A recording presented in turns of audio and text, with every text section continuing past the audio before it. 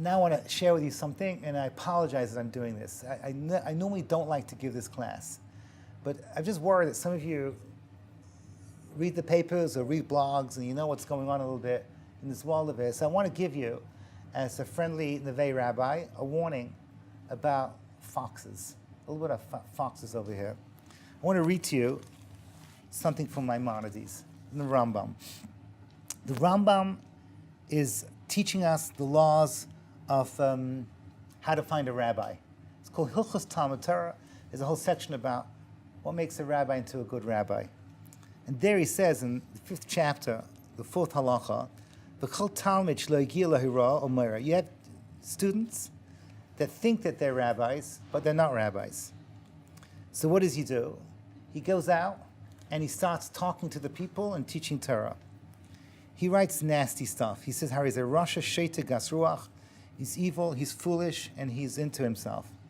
Then he says, Eidu ha-talmidim aktanim, shelo yirbu Torah karo, v'hem mivakshim nisgadol b'fnei ha'aretz. He says, you see these people.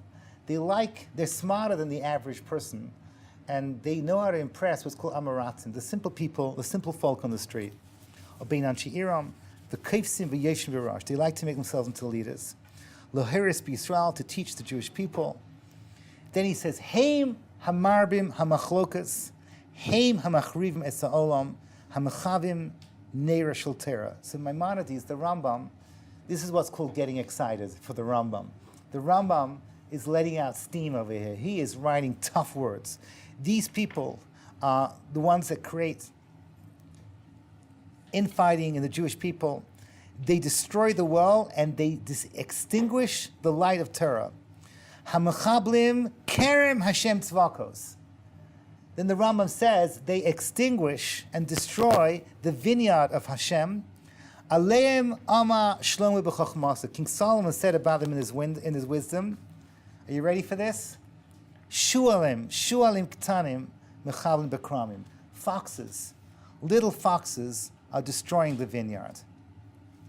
So it's not by chance that the Rambam chooses the word foxes, because I want to share with you something a little bit out of pain.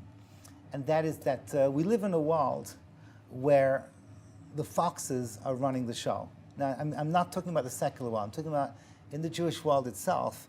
You have a world that's filled with foxes. What is a fox? So when I was a child, my father used to say to me, beware of people with charisma. That's what he used to say, beware of people with charisma. He could have also said, beware of smart people. Smart people with charisma are potentially dangerous. They don't have to be dangerous, but they're potentially dangerous. What happens in real life? You see people who are very smart and very charismatic, you're drawn towards them. That's the charisma could involve a personality that's handsome, good speaker, knows how to say the right words at the right time. So you have rabbis who are absolutely brilliant, very charismatic. You're drawn towards them. So my father, as a child, used to say, you know nothing about that person, because charisma is a gift from God. Oratory skills is a gift from God. Good-lookingness is a gift from God. And certainly brilliance is a gift from God. You know nothing about the person until you see that that person has, my father said, is fear of God. It's a little bit like Eishes Chayil. Your future husbands will sing with tears in their eyes. They will go, Sheker hachein v'hevel hayofi. Chein, charm, is falsehood. Beauty is hevel, is vanity, is nothing. Isha yiras Hashem, a woman that is God-fearing, he tisal, she shall be praised. Now, obviously the Torah does not make fun of beauty, because the Torah goes out of its way to talk about the beauty of the matriarchs or the charm of Esther.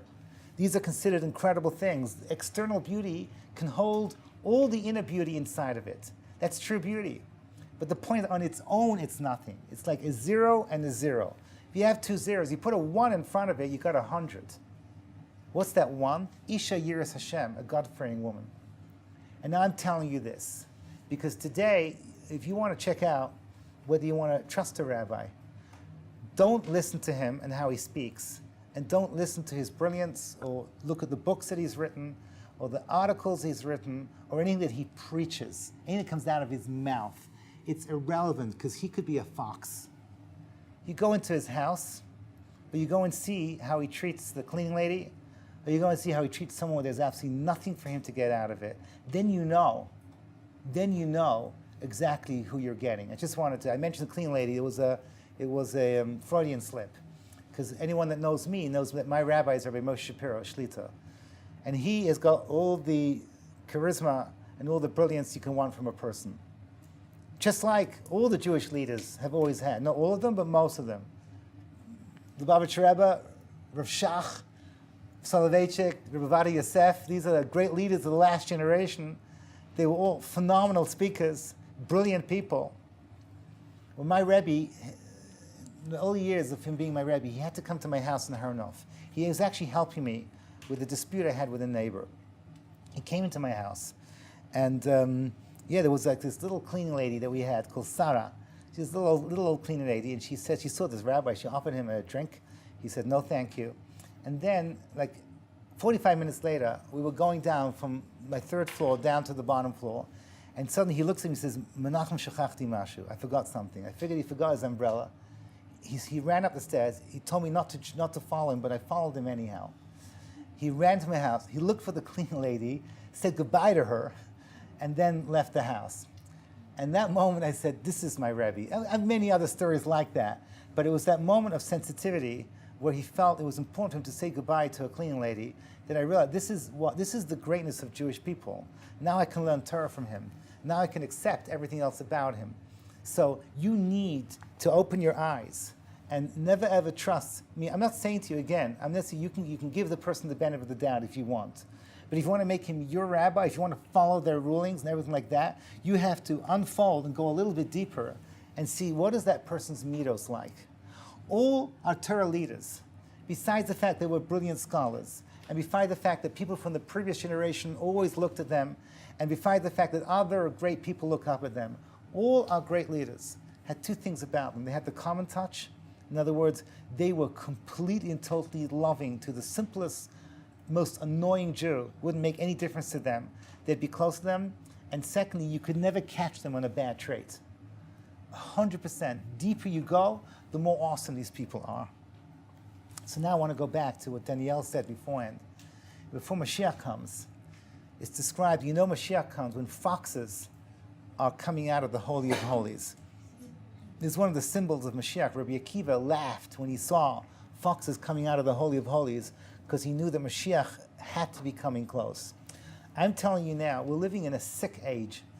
It's a sick age that I'm coming because some of you know that I'm coming out from a specific thing. I decided to speak about this because there's something that's going on now that's upsetting me to no end. I don't have to speak it out loud. But we're living there's a lot of people out there who are not good people. And it makes it 10 times worse when they carry the mantle of Torah and the mantle of scholarship.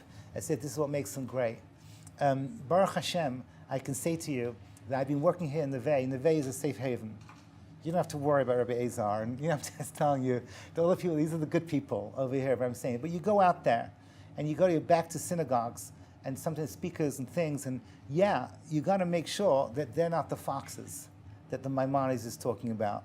You want to find the real people, you got to go into the vineyard. And you see the real people over there, the ones who are genuinely humble, and the ones that genuinely work in themselves, and genuinely they love everybody equally well. And they don't have to be perfect. They could be working with anger issues, that's okay.